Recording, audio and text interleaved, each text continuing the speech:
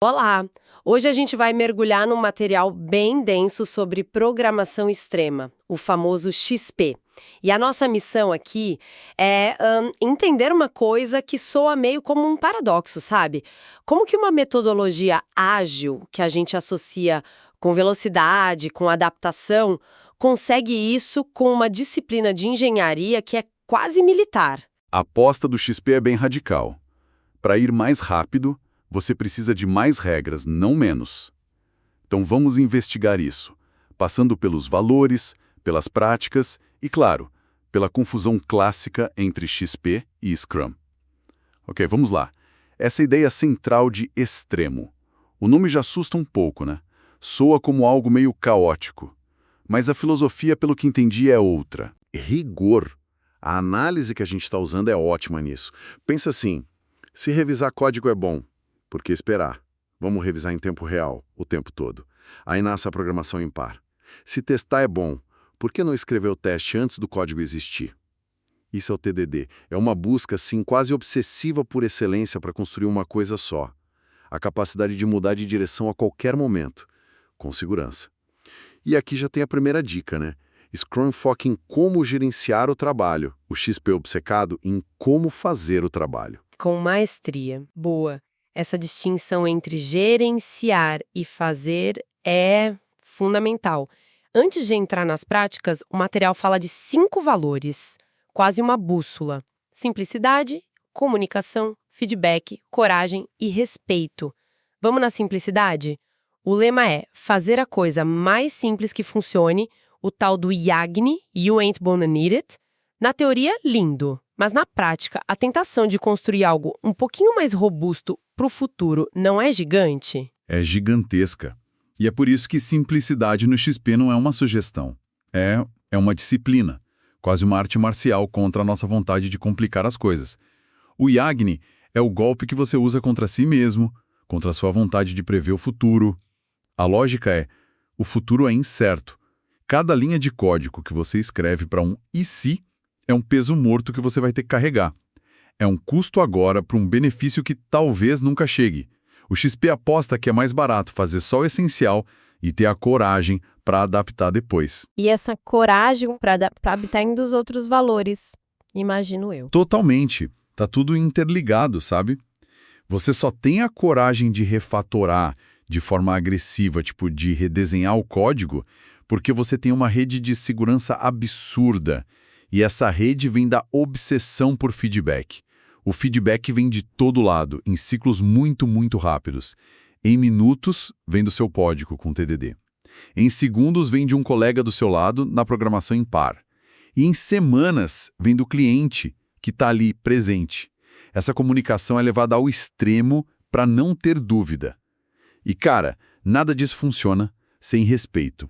É o que permite duas pessoas criticarem o código uma da outra em tempo real, sem virar briga. Faz todo sentido. É um sistema que se auto-reforça. Então vamos para as práticas, que é a parte mais concreta. O material deixa claro que tem uma trindade sagrada no XP: TDD, programação em par e integração contínua. É isso mesmo? Sem esses 3, o resto meio que desmorona? É a leitura perfeita. Esses 3 são o motor técnico do XP. São eles que geram a qualidade e a segurança que permitem todo o resto. Pega o TDD, o desenvolvimento guiado por testes. O ciclo dele, vermelho, verde, refatorar, é a alma da coisa. Certo, mas vamos ser um pouco céticas aqui. Na prática, esse ciclo, escrever um teste que falha primeiro, isso não deixa tudo mais lento? A tentação de pular isso num prazo apertado deve ser enorme. A tentação existe, sem dúvida, mas é uma falsa economia de tempo. Pensa no TDD não como uma prática de teste, mas de design. Quando você escreve o teste primeiro, o passo vermelho, você é forçado a pensar como esse código vai ser usado, qual a interface dele. O teste define o contrato, sacou? Depois, você escreve o código mais simples possível, até meio burro, só para fazer o teste passar. Esse é o passo verde. Aí vem a mágica. Com a segurança do teste, você pode limpar o código à vontade, melhorar a estrutura, a legibilidade, é o passo refatorar. Parece mais lento, mas te economiza dias de dor de cabeça lá na frente. É o clássico devagar e rápido. Entendi. É mudar a mentalidade, né? De apagar incêndios para evitar que eles comecem. E a programação em par? 2 desenvolvedores, 1 teclado. Eu consigo imaginar a resistência. Como assim? 2 pessoas para o trabalho de uma? Que desperdício! É a reação mais comum. Mas a prática não é sobre ter 2 pessoas digitando. É sobre ter 2 cérebros operando em frequências diferentes, no mesmo problema, ao mesmo tempo. O piloto, quem está no teclado, está no foco tático, na linha de código. O navegador, do lado, está pensando na estratégia. Esse nome de variável tá bom. Isso vai dar problema lá na frente. E se o usuário digitar um valor negativo? Essa tensão criativa constante gera um código muito mais robusto. E claro, o conhecimento se espalha.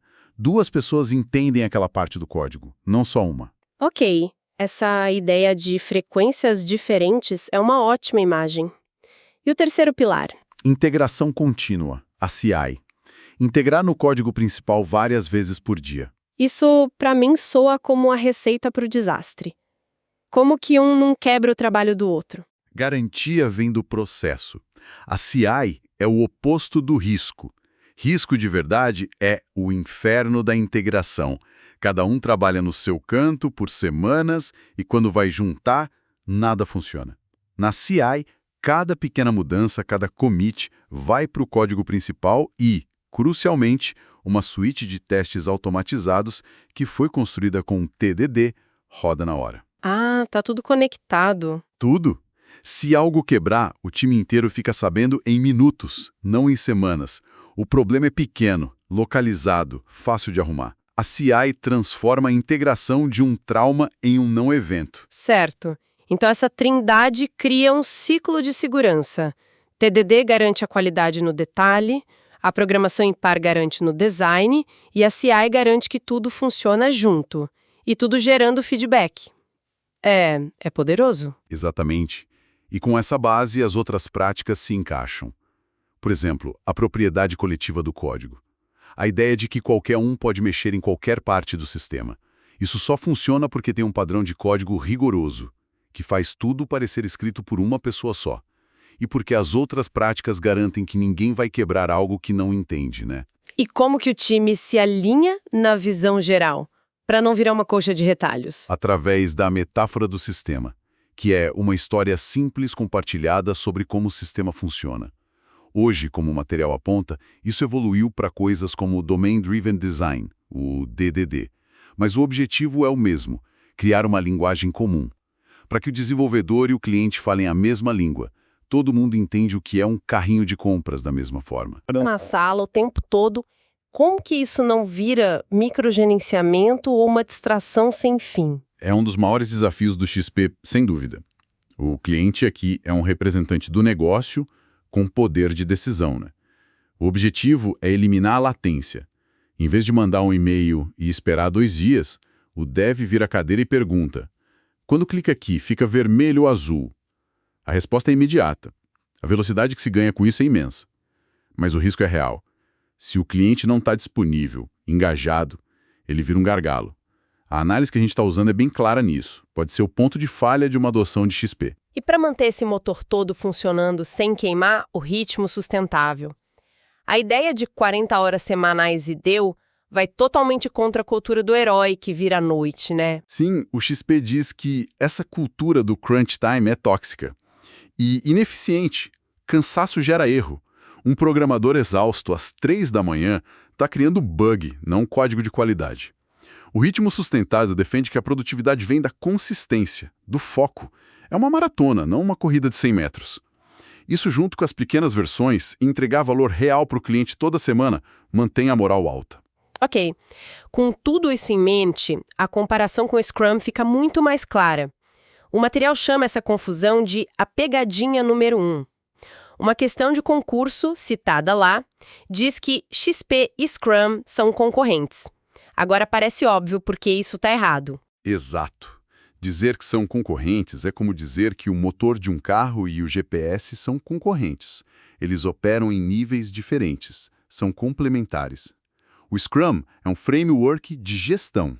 Ele te dá a estrutura, papéis como Product Owner, eventos como a sprint e artefatos como os backlogs. Ele organiza o que e o quando, mas o Scrum Guide é silencioso sobre como o trabalho é feito. E o XP entra aí preenchendo essa lacuna. Perfeitamente. O XP é uma metodologia de engenharia. Ele te dá o como. Ele prescreve TDD, programação em par, CI, refatoração. Então, a combinação mais poderosa é usar um esqueleto de gestão do Scrum e preencher com os músculos de engenharia do XP. Um gerencia o fluxo, o outro garante que o que é entregue tem qualidade. E isso esclarece tudo. Mas, se o XP é tão poderoso, por que não está em todo lugar? A análise aponta umas armadilhas. A primeira é que exige uma disciplina que beira o fanatismo. Sim, o nome extremo pode sugerir liberdade, mas é o oposto. XP é talvez a mais disciplinada das metodologias ágeis. Não fazer TDD só hoje, pular o par só nessa tarefa, isso compromete todo o sistema de segurança. E essa disciplina é difícil de manter. E também tem a questão de precisar de um time mais sênior. Não parece fácil de implementar com um monte de desenvolvedores júniores. Ponto crítico. Práticas como TDD e refatoração exigem uma certa manha, uma experiência para fazer bem feito. Um júnior pode se sentir intimidado numa programação em par com sênior, se não for bem conduzido. Um time que adota XP precisa de uma base sólida de plenos e sêniors para mentorar os mais novos. Não é uma bala de prata. É um sistema de alta performance que exige pilotos de alta performance. Certo. Então, para amarrar, a mensagem central é que o XP é esse conjunto de práticas de engenharia super rigorosas, quase um código de honra técnico, e o objetivo é produzir software de altíssima qualidade, de um jeito que permita mudança sempre. Exato. E a palavra-chave é sustentável. Toda essa disciplina, todo esse esforço inicial é um investimento. O retorno é um software maleável, com poucos bugs, que o time não tem medo de mexer. É a liberdade que nasce da disciplina. A velocidade a longo prazo vem dessa confiança. O material deixa muito claro que o XP exige essa equipe disciplinada, com bastante gente experiente, e isso me deixa com uma questão para a gente pensar. Se o XP é esse ideal de excelência técnica, mas depende de uma maturidade que muitas equipes, sejamos honestas, não têm, qual seria o caminho? Como que uma organização pode criar uma esteira de desenvolvimento para as equipes, talvez começando com práticas menos extremas, para que um dia elas consigam chegar nesse nível de disciplina, sem quebrar no meio do caminho?